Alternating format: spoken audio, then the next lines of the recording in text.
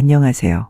저는 결혼 후 심호 때문에 거지 같은 경험을 했다가 이제야 인간답게 살게 된 39살인 이하영이라는 여자입니다. 30대의 끝자락에서 결혼 후 벌어진 이하영님의 기막힌 사연, 인생 라디오에서 바로 들어보도록 하겠습니다. 저희 집은 제가 고등학생 때 공장에서 일하던 아버지가 가스누출사고로 돌아가시고 평생 굳은 일 한번 해본 적 없는 어머니는 저희 남매를 홀로 키우기 위해 모든 걸 희생하면서 사셨어요.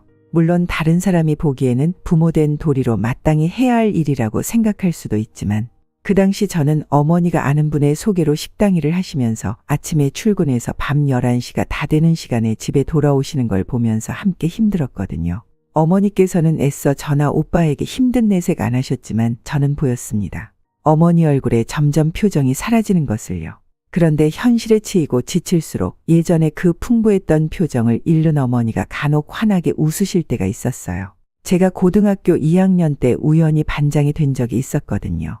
별 생각 없이 밤늦게 퇴근한 어머니에게 제가 반장 됐다고 말하니까 얼굴에 드리워진 먹구름을 걷어내시고 환하게 웃으면서 말씀하셨어요. 정말? 엄마가 우리 하영이 덕분에 힘이 난다. 우리 딸이 최고야. 그 말과 어머니의 표정을 보고 저는 그날부터 뭔가 홀린 사람처럼 어머니가 기뻐할 만한 성과를 내려고 열심히 노력했어요. 성적도 원래는 학교에서 중간 정도였는데 안 하던 밤샘 공부하면서 공부를 해서 중상위까지 올리고 종종 학교에서 공모전 같은 게 있으면 나가보곤 했답니다. 제가 상을 받아서 집에 가면 어머니께서는 점점 일턴 미소를 찾으실 수 있었거든요. 목적은 어머니를 기쁘게 해주기 위함이었지만 제게는 원래는 강하지 않던 성취욕도 생기고 또 대학도 서울에서 꽤 이름난 곳으로 가게 됐고 취업도 원하던 기업에 들어갈 수 있었네요. 그럴 때마다 어머니께서는 내가 우리 하영이 보고 산다라는 말씀을 해주셨고요. 나중에 제가 막 성인이 됐을 때 제일 처음으로 어머니께 술을 배울 때 둘이서 맥주 한 캔씩 하면서 이런 얘기 저런 얘기 했었거든요.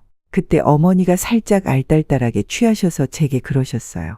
엄마가 제일 힘들 때 정말 주저앉고 싶을 때 우리 딸 보면서 버텼어. 우리 딸도 뭐든 열심히 하면서 사는데 엄마도 힘내야지 하면서. 고마워 하영아. 엄마한테 하루하루 버틸 수 있는 힘을 줘서.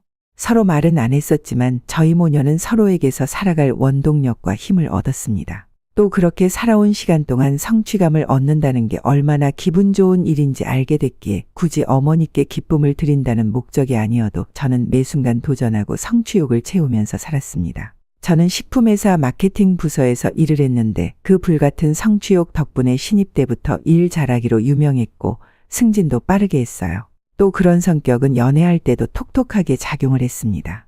친한 친구의 소개로 지금의 남편을 만났는데 남편은 저와 처음 만나던 나를 회상하면 꼭 이런 소리를 했어요. 무슨 정거장을 다 지나치는 버스 탄 기분이었어. 내릴 수가 없는 거야. 만나자마자 바로 혼자 먹고 싶은 거 정해서 나를 식당으로 끌고 가서 먹고 먹자마자 어디 카페 안 가고 바로 데리고 가서 커피 먹이고 그 자리에서 내한달 스케줄까지 알아내서 다음 만나는 날까지 정해버렸잖아.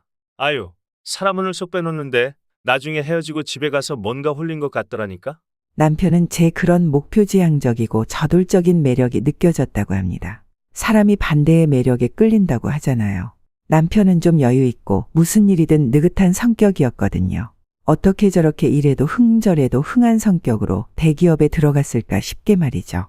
자동차 연구원으로 일하는 남편은 제게 본인도 꽤 워커홀릭인데 저는 한술 더 떠 브레이크 없는 일개미라고 인정을 했어요. 남편과 제가 연인이 된 건 서로 다른 매력에 끌린 것뿐만 아니라 공통점 때문도 있었네요. 아버지가 일찍 돌아가신 저처럼 남편도 어머니를 일찍 여의었거든요. 남편이 갓 성인이 된 후이기는 했지만 남편도 저만큼 부모님의 빈자리와 또 혼자가 된 부모님의 쓸쓸한 뒷모습을 본 아픔을 가지고 있었어요. 남편의 집안 사정은 연애를 한 지 1년이 조금 지났을 때 알게 됐거든요. 근데 연애 초 남편이 지나가는 얘기로 한 게 생각이 나서 의아하더라고요. 근데 정우 씨, 예전에 한번 얘기하다가 정우 씨는 독립했고 본가는 아버지랑 어머니랑 여동생 이렇게 셋이 산다고 하지 않았어? 아, 그분은 새어머니. 아버지랑 3년 정도 전에 재혼하셨어. 내가 그래서 독립한 것도 있어. 다 커서 새어머니 된 분이랑 같은 집에 살기 좀 불편하더라고. 좋은 분이긴 한데 오히려 너무 부침성 좋고 좋은 분이라서 더 불편했어. 뭔가 내가 그 과도한 친절함에 반응을 하고 또 기대에 미치는 행동을 해야 하니까 나한테는 어머니 역할까지 해줄 필요 없이 그냥 우리 아버지랑 잘 살면 되는데 말이야. 이해가 가더라고요. 아무래도 성인 되고 사회인까지 돼서 만난 새엄마라는 사람에게 쉽게 엄마 아빠 하면서 가까워지기 힘들죠. 남편은 어머니라고 부르긴 하는데 그렇게 친하지는 않다고 하더라고요. 남편에게 가족 얘기를 들은 김에 저도 망나니 같은 오빠 흉 좀 보면서 저희는 깊은 속 이야기를 터놓았고 더욱 가까워진 것 같았어요. 저는 회사에 입사를 하고 만약 결혼을 한다면 팀장을 달고 나서 1년 뒤에 하고 싶었거든요. 그래서 대리를 달고 1년 후인 제가 36살일 때 남편과 결혼 준비를 시작했어요. 근데 제게 전혀 예상치 못한 일이 생기고야 말았어요. 막 서로 양가의 인사를 드렸을 때쯤 제가 임신을 하게 된 거죠.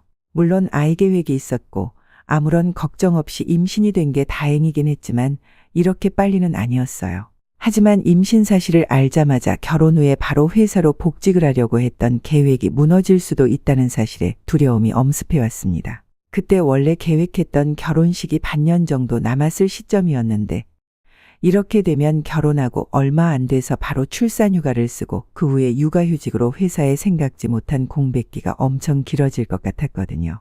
그런데 그렇게 저희가 결혼과 동시에 육아 문제까지 머리를 맞대고 고민 중이던 때 구세주와 같은 사람이 나타났어요. 바로 시어머니였죠. 남편의 새어머니요. 상견례 당일 양가 마주 앉아서 앞으로 저희의 결혼 생활에 대해 대화를 하고 있었는데 단연 거기서 주제는 제 임신이었습니다. 그러다가 남편이 먼저 임신 때문에 고민이 많다고 둘 다 맞벌이할 건데 돌아가면서 육아휴직을 내야겠다고 했어요. 그랬더니 시어머니께서 갑자기 눈을 반짝이시더니 이런 말씀을 하시는 겁니다. 너희 아직 집 계약 안 했지? 아예 합가하는 거 어떻겠니? 애는 내가 봐줄게. 네? 아, 어머님, 그건 저희가 너무 죄송해서요. 아니야, 죄송할 게 뭐 있어. 다 다음 달에 다 해도 독립한다고 하는데 그럼 남은 방이 2개야. 너희 방 하나랑 나중에 아기 방 하나 만들 수 있는데 불편할 거 하나 없어. 오히려 너네가 들어온다고 하면 나야 좋지. 다 해 나가고 나면 나도 적적할 텐데. 시댁은 방이 4개짜리인 넓은 아파트였는데 하나는 시부모님께서 쓰는 안방, 시누이가 쓰는 방 하나, 창고방, 옷방 이렇게 썼었거든요. 근데 시누이가 이제 독립하니까 창고방까지 싹 정리를 해서 저희를 주신다는 거죠. 합가해서 사는 게 처음에는 불편하긴 해도 그만큼 편한 것도 있을 거야. 애 낳으면 내가 뭐 별다른 용돈도 안 받고 다 봐주고 이 양반도 어차피 식당일 바빠서 오픈 시간에 나가서 마감 시간에 들어오니까 집에 있는 시간도 별로 없고. 하영아, 너가 불편할 거 하나 없을 거야. 정우야, 원래 살던 집이고.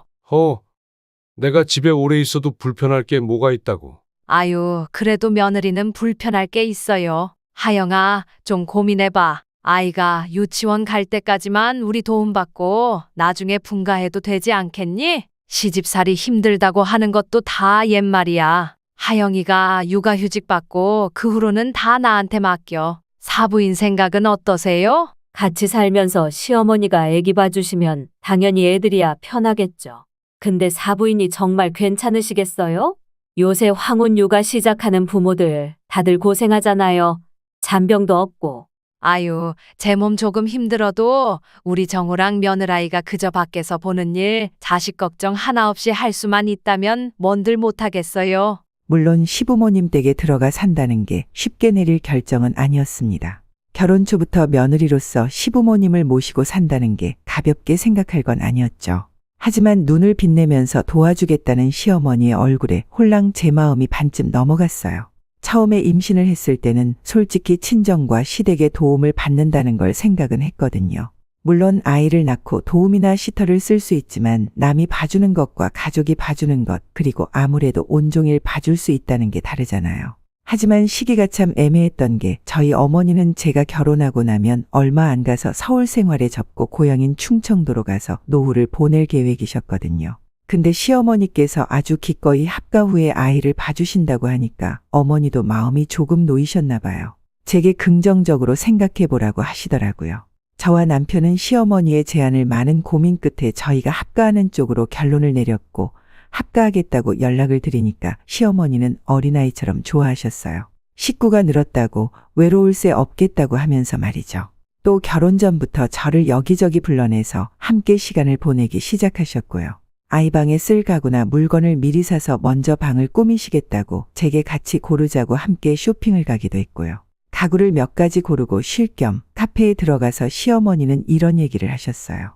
내가 정우랑 다의 새어머니인 건 들었지? 아무래도 애들 나이가 다 차고 만나서 진짜 부모 자식 사이처럼 지내기가 애매해. 그래서 내가 좀 다가가도 그 서먹서먹한 게 나아지지가 않더라. 근데 이렇게 며느리 생기니까 정말 좋네. 진짜 딸 생긴 것 같기도 하고 다혜는 애가 좀 무뚝뚝하거든. 그래요? 어머님 메신저 프로필 사진 보면 아가씨랑 둘이서 같이 찍은 사진이 많아서 사이가 되게 돈독해 보였거든요. 내가 찍자고 졸라서 겨우 찍은 거야. 나는 여기저기 내 딸 소개시켜주고 자랑도 하고 싶은데 이제 우리 며느리랑 다니면서 자랑하면 되겠네. 시어머니는 첫 번째 결혼 후에 얼마 지나지 않아 자식이 없는 상태로 바로 이혼을 하고 이미 50이 넘은 나이에 시아버지와 재혼을 해서 본인 인생의 자식은 아예 포기를 하셨대요. 그 대신 재혼으로 만난 남편과 시누이 그리고 며느리인 저를 자식처럼 생각하면서 살 거라고 하시더군요. 저와 만나신 후로는 원래 시누이와 찍은 사진이었던 메신저 프로필 사진도 저와 다정하게 찍은 사진으로 바꾸셨어요. 거기에 새로 생긴 우리 딸이라는 다정한 문구도 적으셨고요. 저도 함께 살게 된 이상 이런 시어머니의 마음에 보답하면서 살아야겠다는 생각이 들더군요. 그런 제 결심은 모두 순진한 제 착각이었어요. 이 모든 건 한 사람만을 위해 감언이설로 짜놓은 각본 짜여진 무대였어요. 그리고 저는 그 무대 위에서 아무것도 모르고 춤추면서 고통받는 무용수였고요. 결혼식 후에 시댁으로 들어갔을 때 저는 거의 만삭의 몸이었어요. 어머니는 고향으로 내려가는 계획을 제 출산으로 미루셨고요. 어머니는 임신한 딸 잘 부탁한다고 같이 살게 된 시댁에 사골과 고기, 과일 같은 걸 잔뜩 보내셨죠. 근데 딸을 잘 부탁한다는 그 선물을 처음 보고 시어머니가 제일 먼저 하신 말씀이 뭔 줄 아세요? 이걸 언제 다 먹으라고 이렇게 보내셨다니? 우리가 뭐 7, 8명 사는 집도 아니고 아유 과일은 그냥 먹기도 전에 다 썩게 생겼네. 이거 얼른 이웃들이나 나눠줘야겠다. 좀 당황스러웠어요. 처치 못하는 음식이 주방에 쌓이는 게 물론 성가신 일이긴 하지만 솔직히 어머니께서 보낸 양도 처치 못할 정도로 많지 않았어요. 근데 잘 먹겠다 감사하다고 전해라는 말 대신 한숨부터 푹 쉬는 게 내가 결혼 전에 만난 그 시어머니가 맞나 싶을 정도로 사람이 확 다르게 보이더군요. 근데 더 웃긴 게 그 후에 메신저 프로필 사진을 뭐로 바꾼 줄 아세요? 어머니께서 보내신 음식 사진을 딱 찍어놓고 내 딸처럼 소중히 하겠습니다. 감사합니다. 라는 문구를 박아놨어요. 참 어이가 없더라고요. 게다가 결혼식 날 우리 며느리예요. 너무 예쁘죠? 하면서 저를 여기저기 소개시켰고 이사 들어간 날 제게 잘 살아보자고 하시면서 손을 꼭 잡아주시더라고요. 근데 제가 만삭이 되고 아이가 태어날 시기가 가까워질수록 점점 뭔가 변한다는 게 피부에다 느껴질 정도였어요.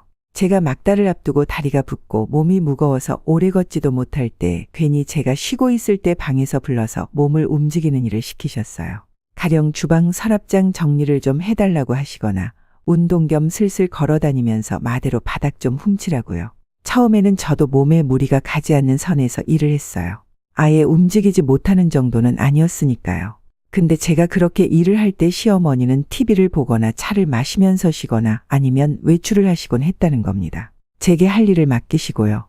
그래, 이 정도는 같이 사는 가족으로서 할 수 있지 하고 넘어갈 수준이었어요.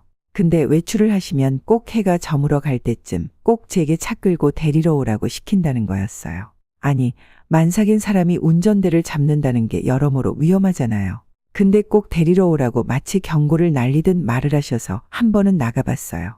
제가 차를 끌고 가니 어머니뿐만 아니라 그날 모임에서 만난 다른 아주머님들도 길가에 함께 계시더군요. 근데 제가 차를 주차하고 차에서 내리니까 시어머니께서 저를 발견하고 뭐라 하셨는 줄 아세요? 어머, 제가 데리러 오지 말라니까 또 나왔네. 그 몸으로 어떻게 운전을 한다고. 이게 도대체 뭔 소리인가요?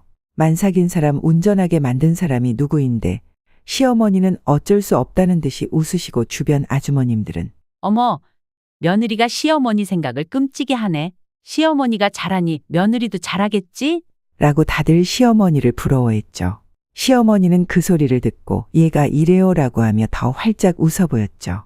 그때 제가 솔직히 좀 너무 짜증이 나고 어처구니가 없어서 저도 모르게 바람 빠지는 것처럼 웃음을 뱉으면서 말했어요. 어머님이 나오라고 했으니까 나왔죠. 순간 그 만들어진 훈훈한 공기가 싹 사라지는 걸 느꼈네요. 그리고 차에 탄 시어머니는 제게 임신하고 나서 눈치가 살에 파묻힌 거냐고 거기서 왜 괜한 소리를 하냐고 처음으로 제게 화를 내셨습니다. 그리고 그게 시어머니의 본성을 처음 마주한 순간이었어요. 결혼 전과 확연하게 다른 시어머니의 행동들은 제가 아이를 낳고 나서도 달라지지 않았습니다. 제게 대신 아이를 봐준다 호언장담한 시어머니는 사라졌어요.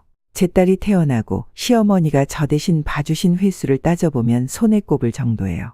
그래도 육아휴직 때만은 시어머니께 맡기지 않고 내가 봐야지 했는데 아무리 그래도 제가 외출을 할 수밖에 없는 순간이 있잖아요. 시어머니는 그런 순간이 와도 절대 아이를 봐주려고 하지 않았고 또 봐준다고 해도 세상 생색을 내면서 제게 화까지 내셨고요. 어머니가 고향으로 내려가셨을 때 집 정리하는 걸 제가 가서 도와드리기로 했거든요. 근데 이사 일정이 평일이라서 남편이 딸을 보지 못하고 할 수 없이 시어머니께 부탁을 드려야 했어요.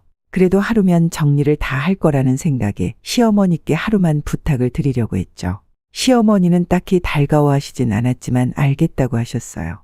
근데 일정이 조금 늘어나는 바람에 하루 자고 다음날 오전에 집에 가게 됐습니다. 물론 집에는 전화를 해서 미리 말을 한 상태였고요. 어차피 남편이 집에 가면 남편이 아이를 볼 거니까요. 근데 온종일 어머니 짐 정리를 하고 진이 빠진 제가 집에 도착하자마자 시어머니께서 무서운 얼굴로 뭐라고 하셨는 줄 아시나요? 네가 애엄마니? 애엄마가 왜 봐 그래? 제정신이야? 집에서 네 애 대신 봐주는 사람 생각은 안 하니? 네? 어머님, 외박한 건 죄송한데 미리 연락도 드렸고 또 어차피 어제 저녁까지 유정이 봐주시기로 한 거고 그 후로는 애 아빠가 유정이 본 거 아닌가요? 혹시 너무 힘드셨어요? 그래, 내가 너 닮은 네 딸 때문에 힘들어 죽을 뻔했어? 애가 잠도 안 자고 밥도 안 먹고 빼고 울기만 해서 진이 다 빠진다. 너 앞으로는 같이 사는 사람들 위해서 미리만 안 하고 외박하는 일 만들지 마라.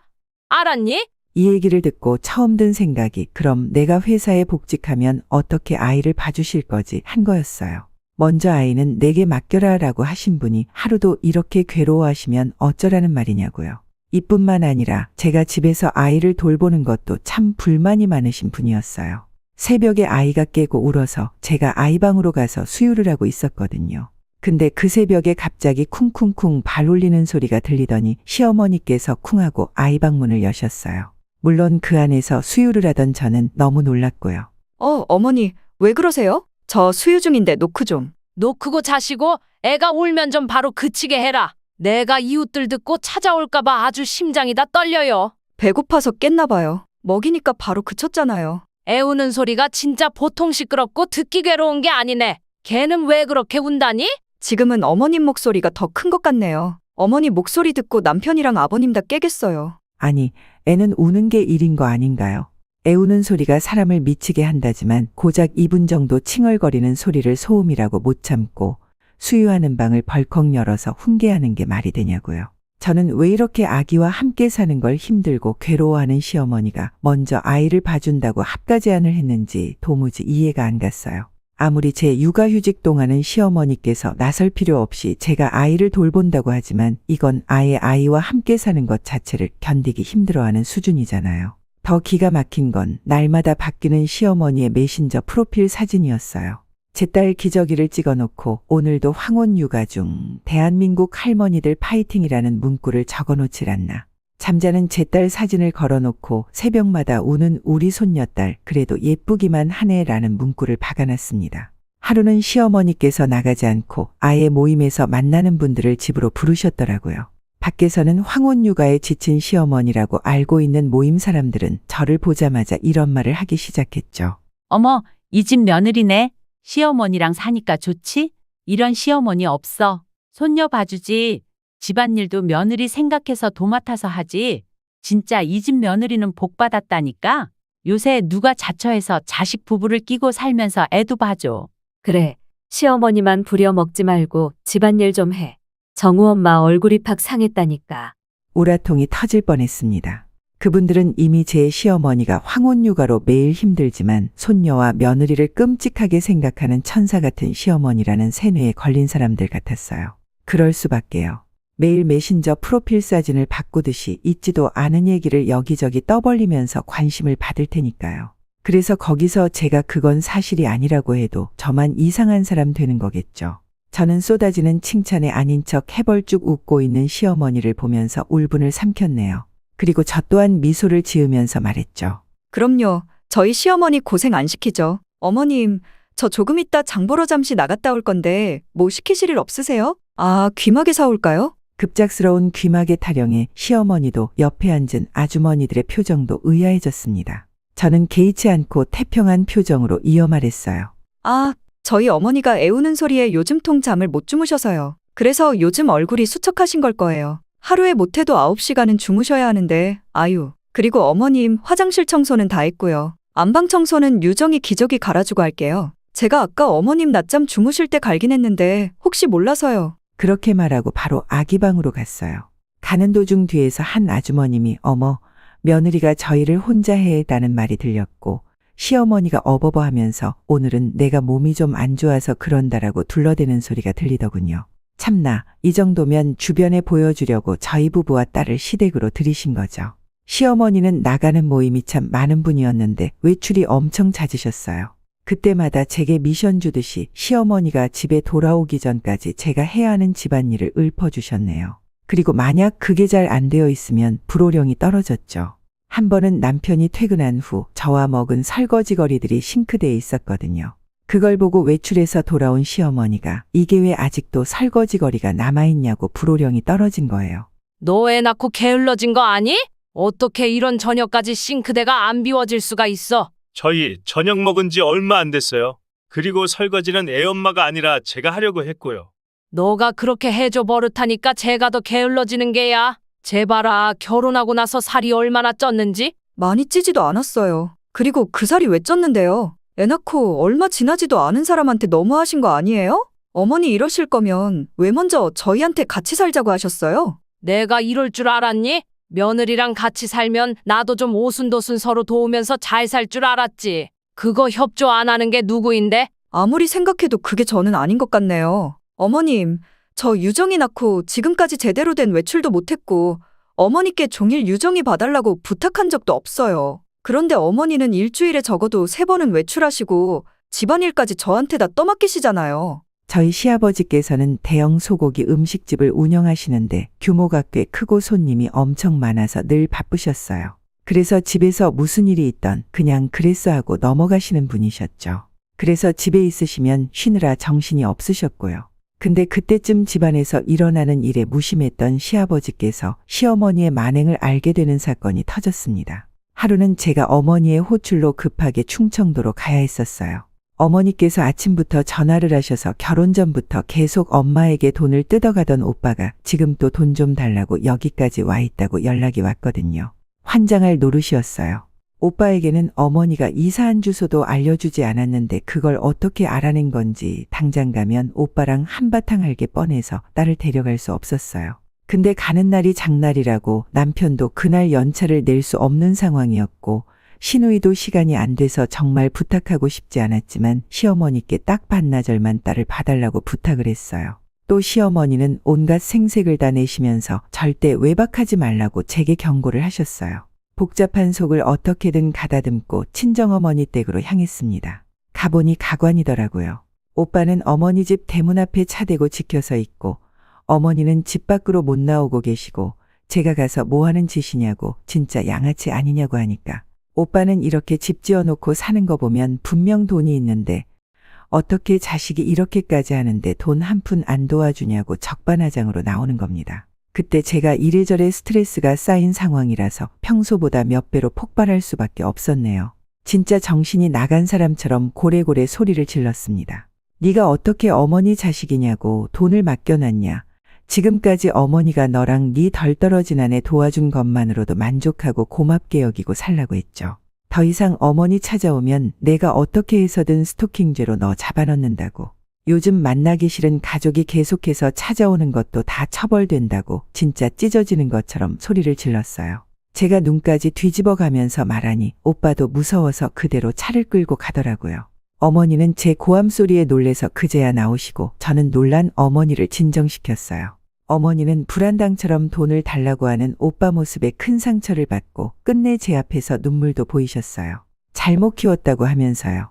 근데 그런 어머니를 위로하기도 전에 득달같이 시어머니께 전화가 왔어요. 너 아직도 안 오니?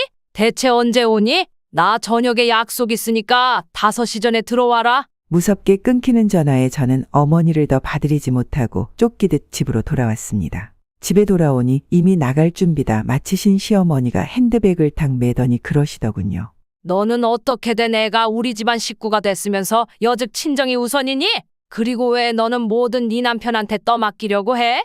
애아빠가 퇴근하고 집에 와서 아이 보는 게 떠맡겨져서 하는 거예요? 그냥 당연한 거 아닌가요? 그리고 어머님, 그냥 끝까지 봐주기 싫으시면 처음부터 거절해 주세요. 저도 차라리 다른 사람 찾게요. 어머머, 지혜 봐준 사람한테 말하는 거 봐라. 너 그렇게 굴다간 그렇게 다시 가고 싶은 회사 복직해도 왕따로 지내겠다. 걱정 마세요. 저희 회사에는 어머님 같은 분 안 계시니까요. 시어머니는 무섭게 문을 꽝 닫더니 집을 나가셨고 저는 딸과 둘이 남은 집에서 멍하니 앉아 있었습니다. 집안은 당연히 정리가 하나 되지 않고 방치되어 있었고요. 그 꼴을 보고 있자니 제가 왜 이런 선택을 했나 후회가 밀려들어 오더라고요. 아, 속았다.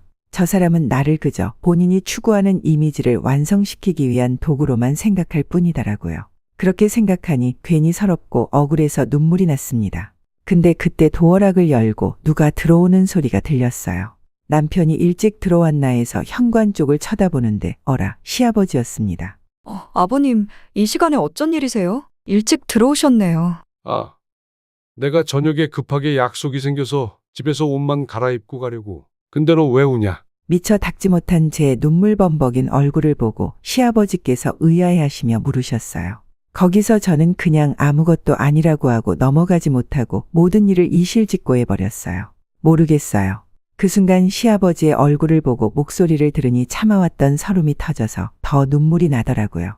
저희 그냥 분가해서 살았으면 해요. 아버님, 그냥 아무런 도움 안 받을 때가 오히려 더 낫겠어요. 어차피 여기 있어봤자 시어머니께 가족 취급은커녕 남보다 못한 취급 받는데요. 하영아, 내가 네 시어미한테 따끔하게 말할 테니까 다시 생각해봐라. 너희 지금 이렇게 나가면 이대로 가족관계 다 틀어질 수 있는 거야. 너한테 다시 한 번만 더 그러면 가만 안 둔다고. 내가 미안하구나. 내가 밖에만 있어서 너가 이렇게 힘든 줄도 모르고.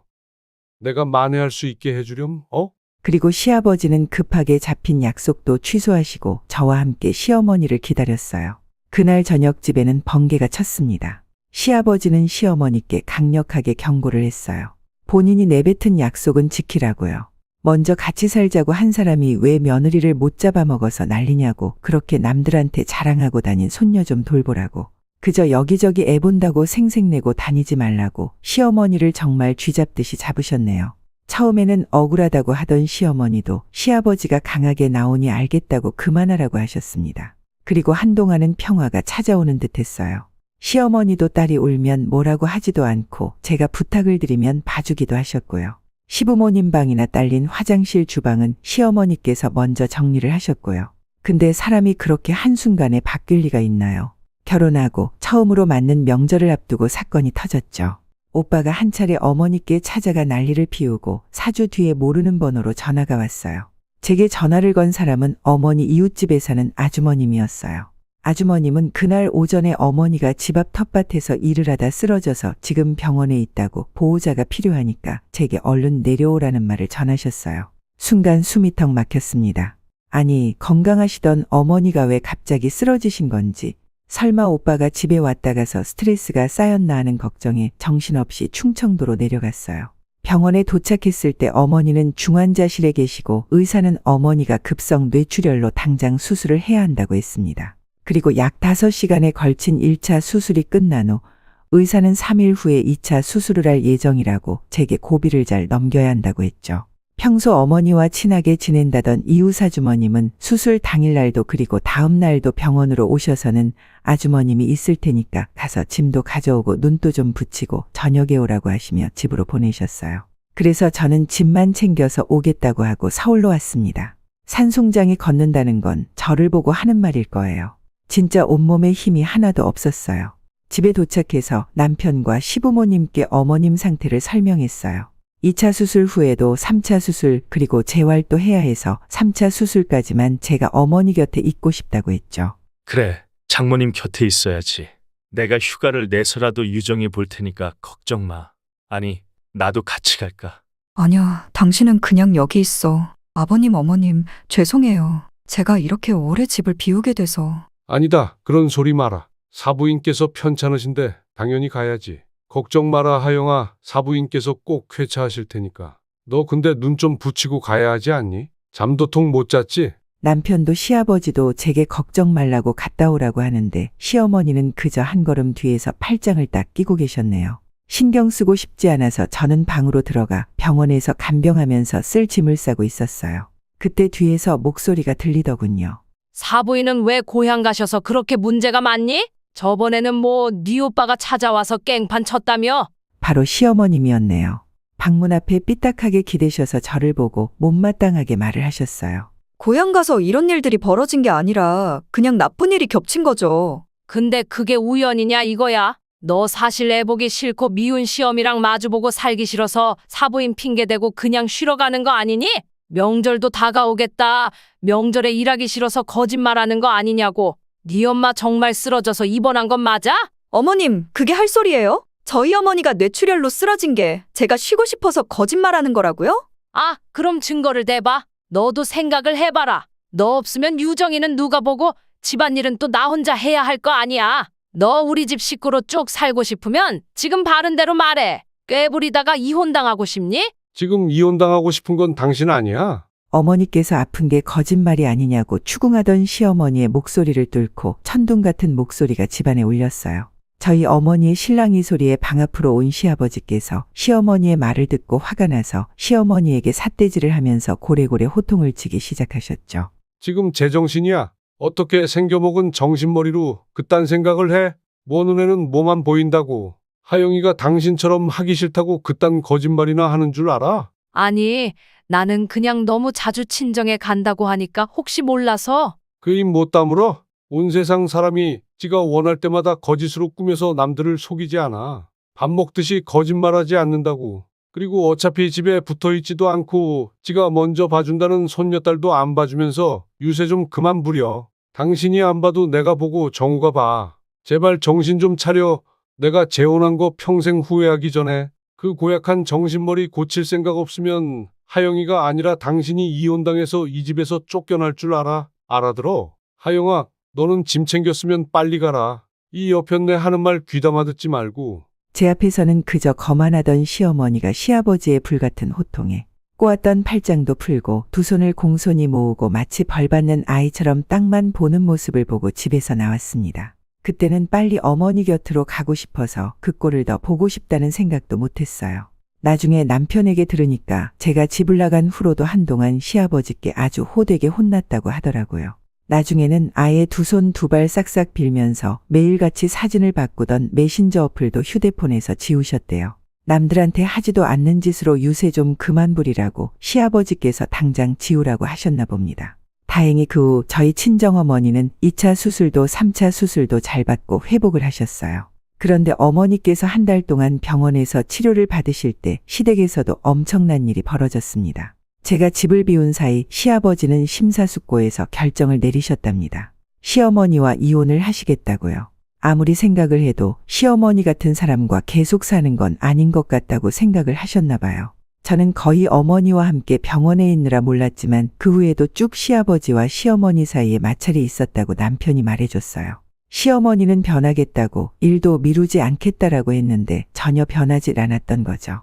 원래 살림에는 영 소질이 없는 사람인 줄 알긴 했는데 성격까지 내 이럴 줄은 몰랐다. 그래도 정우나 다혜는 내 자식이라고 눈치 좀 봤나 본데 며느리 들어오자마자 이렇게 본성을 드러낼 줄 누가 알았겠냐. 말을 해도 달라지지도 않고 이래서 사람을 고쳐 쓰는 게 아니라 골라 쓰는 거라고 하나 보다. 시아버지께서는 울고불고 매달리던 시어머니와 무사히 이혼을 하셨고 그 후 저희 어머니는 고향집을 정리하셨어요. 아무래도 가까운 곳에 가족 없이 재활치료를 받는다는 게 위험할 것 같아서 저와 남편은 어머니께 다시 서울로 오시기를 권했어요. 그리고 시아버지께서 도와주셨고요. 시댁에서 멀지 않은 곳에 작은 아파트를 전세로 마련해 주셨답니다. 제가 그럴 필요 없다고 괜찮다고 해도 시아버지께서는 지금까지 시애비로서 집안에서 어떤 일이 일어나는지 몰랐던 대가라고 하셨어요. 또 제게 이제 애 봐준다고 큰 소리친 시어미는 없지만 걱정 말고 휴직 끝나면 복직하라고 하셨습니다. 도우미가 필요하다면 비용을 기꺼이 도와주신다고 하시면서요. 지금 저는 회사에 복귀를 한 상태예요. 어머니 재활치료를 돕기 위해 휴직을 한 달 더 연장했었고 어머니는 이제 지팡이를 짚고 짧지만 어느 정도 혼자 걸을 수 있게 되셨어요. 이제는 집이 가까워서 퇴근하면 바로 어머니 댁으로 먼저 가서 어머니 상태를 확인하고 있고 남편도 시간을 내서 어머니를 재활병원에 데려다 드리고 있어요. 시아버지께서도 종종 저희 어머니께서 필요하신 게 없나 물어보곤 하십니다. 물론 이제는 남이 된 예전 시어머니께서 제게 연락을 하신 적이 있었고요. 혹시 제가 시아버지의 마음을 돌릴 수 있지 않을까 해서 시아버지께 제가 괜찮으니까 시어머니랑 다시 사시라고 말 좀 잘해달라고 부탁을 하더군요. 웃음만 났지만 일단 시아버지께 여쭤는 봤습니다. 근데 저희 시아버지 왈 며느리가 괜찮아도 내가 안 괜찮으니 절대 마주칠 일도 없다라고 하셨네요. 저는 그 말 그대로 예전 시어머니께 전했습니다. 그 후로는 포기를 한 건지 어디서 뭘 하는지 아무런 소식을 듣지 못했어요. 참 다행인 일이죠. 지금은 저와 남편 시아버지와 함께 살고 가까운 곳에 어머니가 계신 게 참 좋습니다. 시아버지께서는 이제 식당에 나가 있는 시간도 줄이시고 손녀와 함께 보내는 시간을 늘리셨어요. 시어머니가 사라지니 시누이도 그전보다는 많이 집에 들리게 됐고요. 알고 보니 시누이가 급하게 독립을 하게 된 것도 새엄마와 함께 있는 게 불편해서였다고 하더라고요. 시아버지께서 알고 상심할까봐 말을 안 했대요. 한 사람이 사라지니 가족이 제자리를 다 찾아간 것 같습니다. 그리고 이 평화와 행복이 오래갔으면 하네요. 오늘의 인생라디오 사연글에 여러분의 소중한 댓글 참여 기다리면서 구독, 좋아요, 알람 설정해 주시면 매일 새로운 사연으로 만나실 수 있습니다. 늘 건강하시고 행복하세요. 감사합니다.